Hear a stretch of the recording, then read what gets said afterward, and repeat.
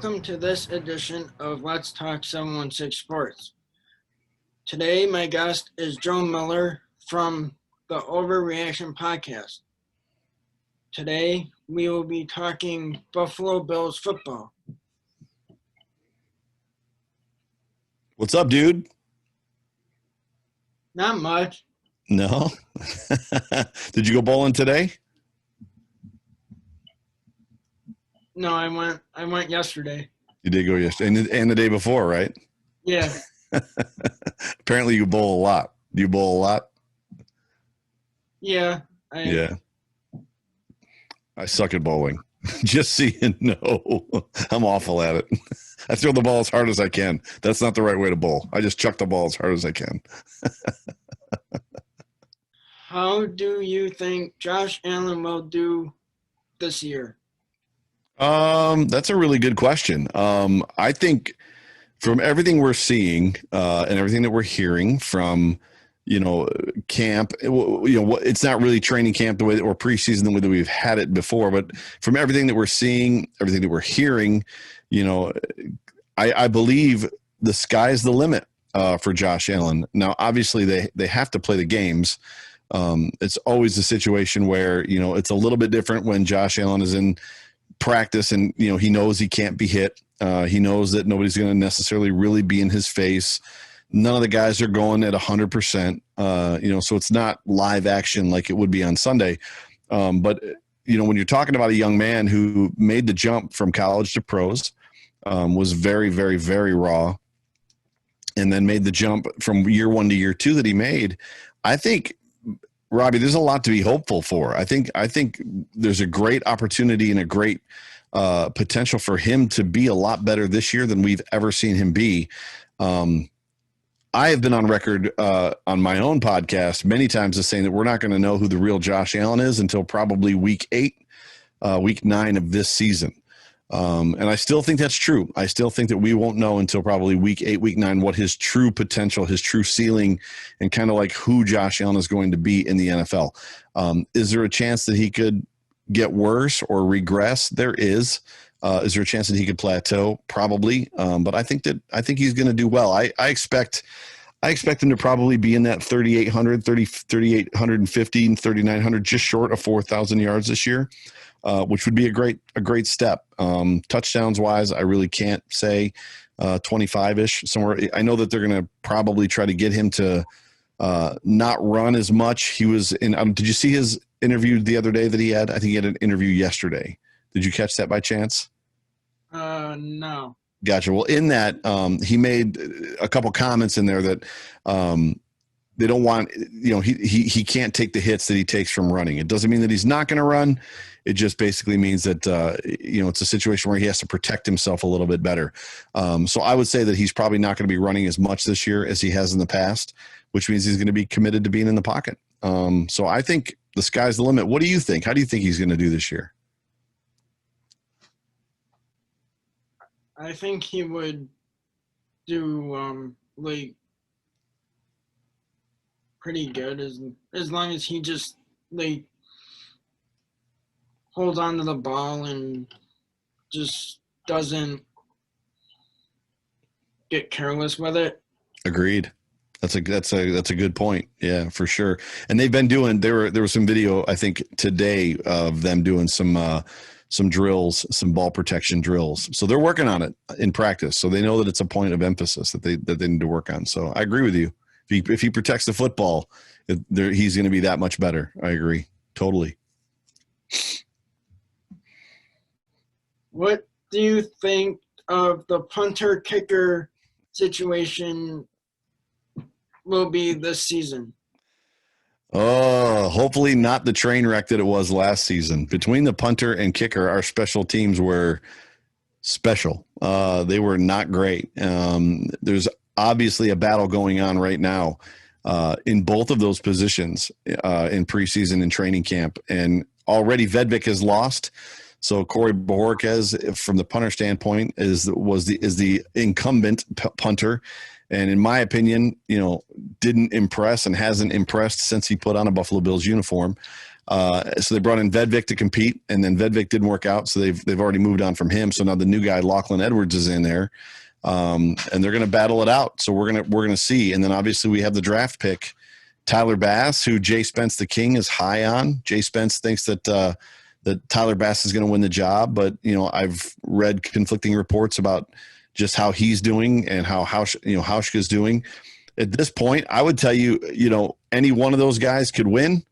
I don't know that we're going to be better off if any of them win. I think there's also a chance that we could see a different kicker than those two and a different punter than those two in Bills uniforms this season. I think, Brandon Beane is going to work to get the best guys, the best 53 guys he can. And I don't know that those 4 guys are the best that we can get, if that makes sense.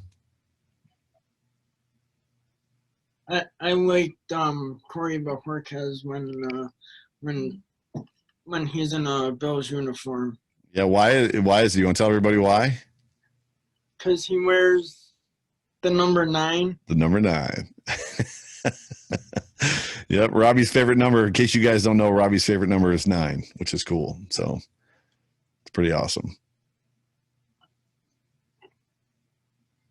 Do you think the Bills will keep or release Andre Roberts?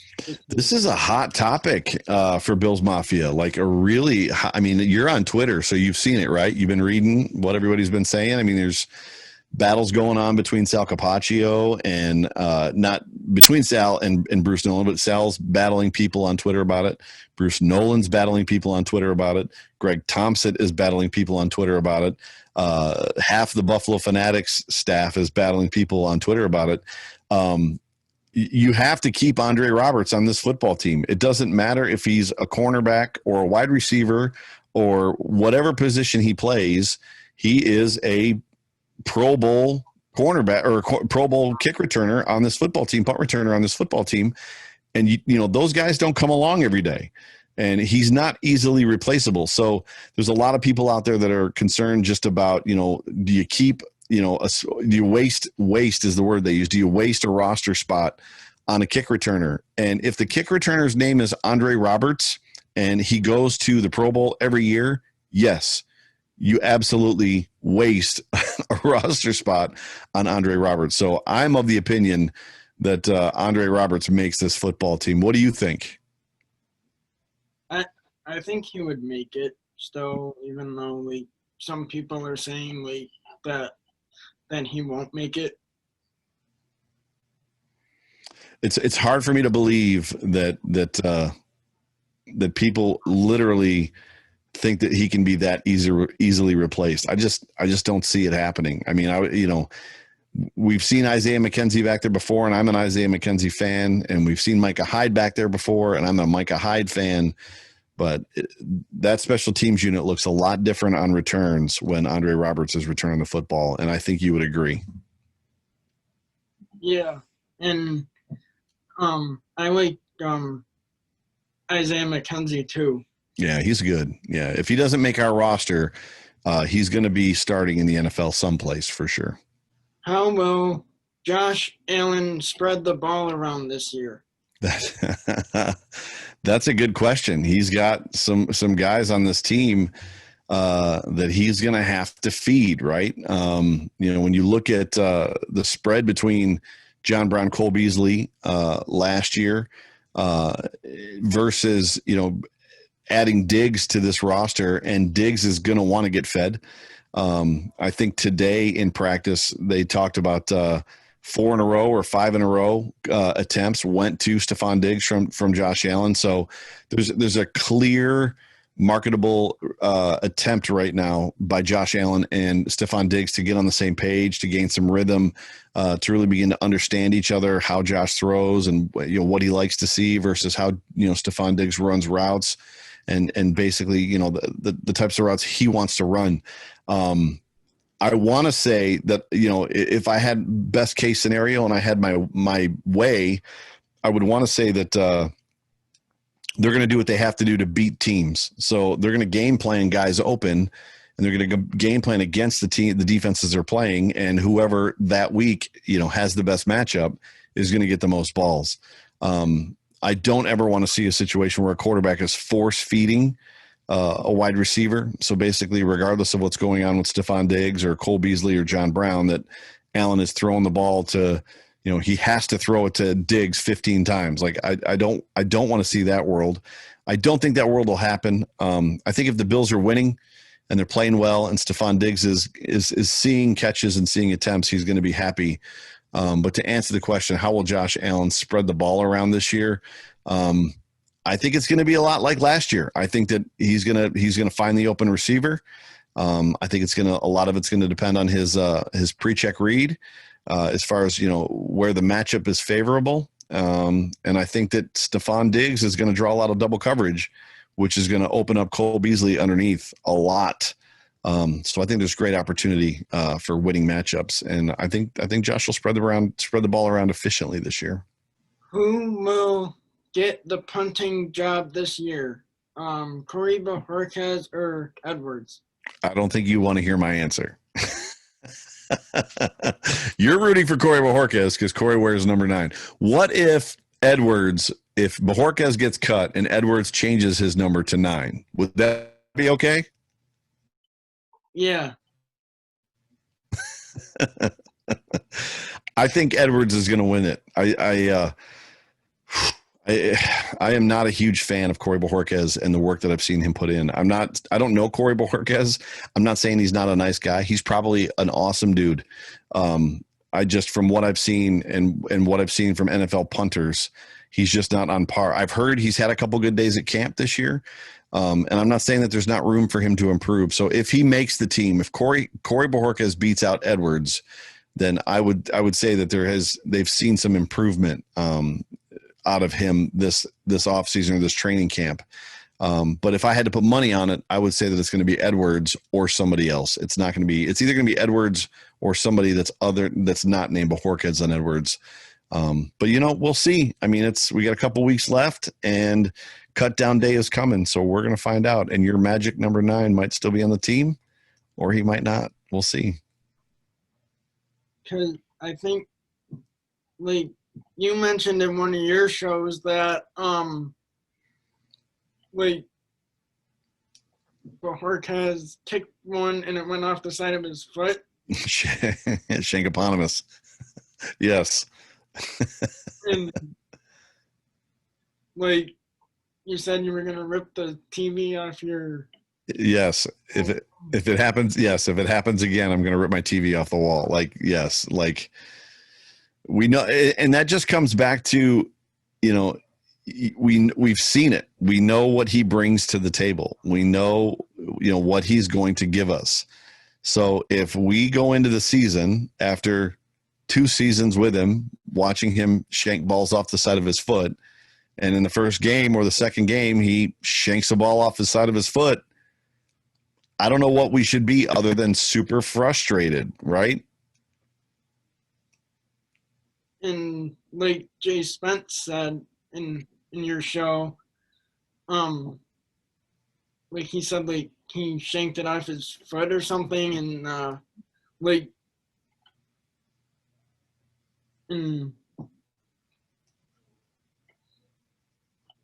don't think I saw that game. No, well, he's done it a couple times. So it hasn't happened just once. It's happened on numerous occasions. How many wide receivers will we keep on the roster this season? That's a really good question. And I don't know is the only answer that I can really give you. I'm not completely sure how many wide receivers we're going to keep. I mean, the usual number is 6, but this is a different season for the Buffalo Bills. Just because of the depth that we have at wide receiver, coupled with the fact that our Pro Bowl returner is a wide receiver. So, when you look at the numbers, there's some good guys that deserve to be on this football team that are going to get cut. I think it's going to be more than 6. So I think the Bills are going to keep 7, with Andre Roberts being one of those guys. There's a chance they could keep 8 and keep an Isaiah McKenzie you know what I mean, or Duke Williams or both. But so you're talking about Stephon Diggs, right? You're talking about John Brown, Cole Beasley, the two rookies, Gabe Davis, Isaiah Hodgins, because those guys are making the squad, and then Andre Roberts is 6, so 7, right? So I think they keep 7. I doubt they keep 8. And there's a good chance, the Bills guys were talking last night about maybe cutting Duke Williams and seeing if they can sneak Duke Williams onto the practice squad.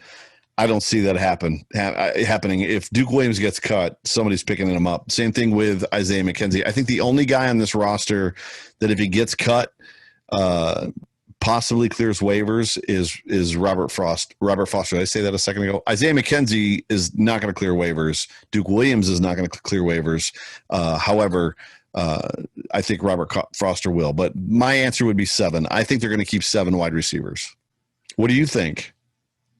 You look like you got something to say. What do you think? How many do you think they're keeping? I think they would stay with 7 and maybe Robert Foster might go, or Duke Williams might end up going somewhere. Yeah, that's possible. I think it's up in the air between Duke and Isaiah. I think that's the 7th is going to be one of those two guys.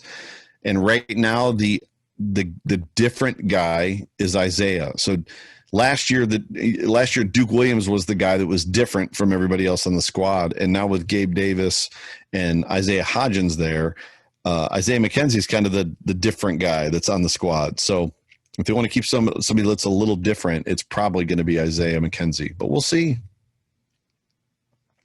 I didn't see a lot from Duke Williams last year. Well, he caught the game-winning touchdown against Tennessee. He had some moments, but when the Bills needed him to come up big in that playoff game, he didn't. But Duke Williams is taking a lot of heat for a playoff loss that other players should probably take more of the heat for. When you consider Deshaun Watson getting sandwich tackled and not going down when Milano and Levi Wallace, I believe it was, hit him. Not making that tackle cost us the game. Dawson Knox missing his block on the Josh Allen quarterback sweep cost us the game.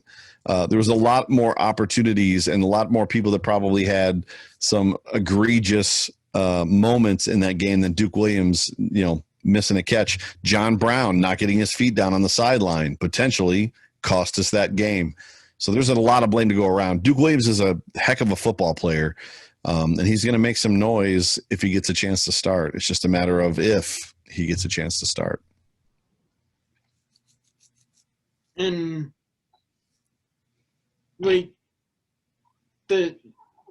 Deshaun Watson, when during that Houston game, that there should have been a penalty for delay a game, but they didn't call it. Well, the referees were awful. So that one, the blindside block on either Quentin Spain or Feliciano, maybe it was Cody Ford, the touchdown called back in the end zone on the kickoff where the kick returner threw the ball at the ref and the Bills recovered it. So there's blame on the refs too, right? So it's that whole situation, that whole game, tough to watch. We'll just just say that. In that game, they had that touchdown called back on them. Mm-hmm. Yep, that's the one I'm talking about. Yep. And then, when the mysterious referee in the black jacket came out on the field that nobody had ever seen before in any game before, came out and overruled the head referee. That was weird. A little weird. And then,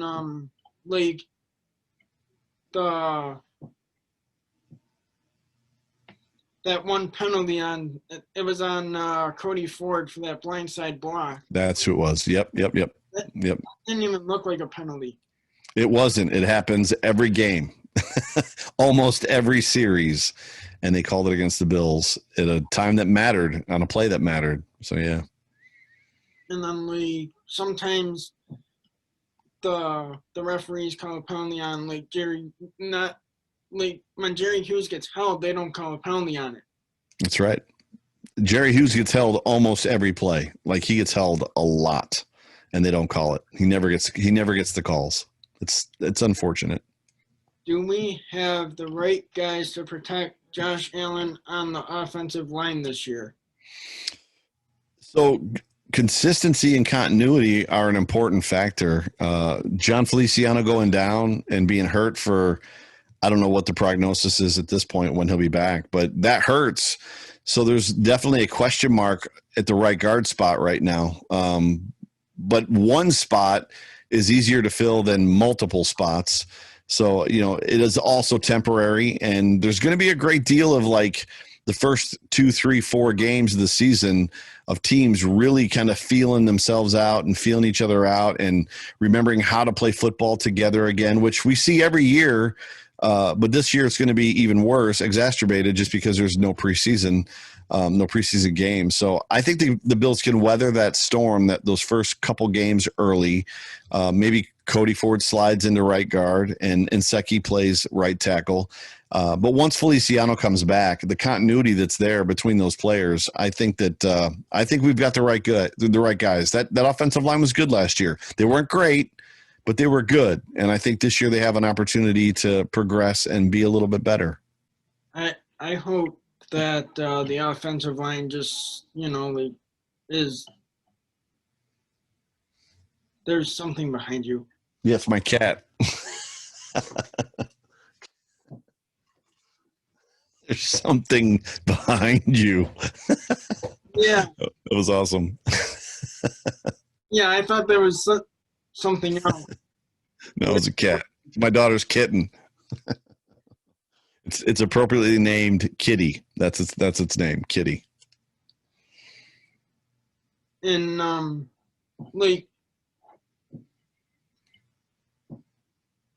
I just hope they don't get a lot of penalties this year either. Yeah, me too. And Lee Smith was a big part of that. Lee Smith got a lot of penalties last year, and who knows if he's going to make the team or not. He might be the guy that gets cut, so the Bills can keep 7 wide receivers. We'll see. I like Lee Smith because he's like a veteran guy in the locker room and stuff. Yep. Yeah, he's a big personality in that locker room. He's a big fan of Josh Allen. He's a lot of help to him. And I think the Bills like him because he's kind of a second tackle or a third tackle. So if they put him on the right side or the left side, they line him up next to Cody Ford or Deion Dawkins, and he kind of fills the role because he's so big. He's a great blocker. He kind of fills the spot of a third tackle on that offensive line. So he brings value to the offense for sure, but he takes a lot of bad penalties. Let's just be honest. Normally false start, snap count penalties, which are inexcusable. You're going to hold once in a while. You should rarely be offside or false start, but yeah. Or jump the line. Right. Exactly. Like when Josh Allen says 1, 2, 3, go, or whatever he says, and he goes on 2. Yeah. Hello. We just had this conversation. It was on 3 and you went on 1. Or That's right. You went on 1 or 2. Right. It's frustrating. It makes you want to rip your TV off the wall, doesn't it? or just throw something at your TV. Yeah, exactly. I'm right there with you. And like Jay Spence says, he talked about Josh Allen and stuff like that too, and hopefully he just doesn't get crazy with the football and try too hard. Yeah, a big piece for Josh Allen this year is letting the pieces around him do the work and not trying to force a win all on his own, right? Protecting the football, which is what you said. Yeah. Yeah, for sure. Thank you for watching this episode of Let's Talk 716 Sports. Today's guest was Joe Miller. It's a pleasure.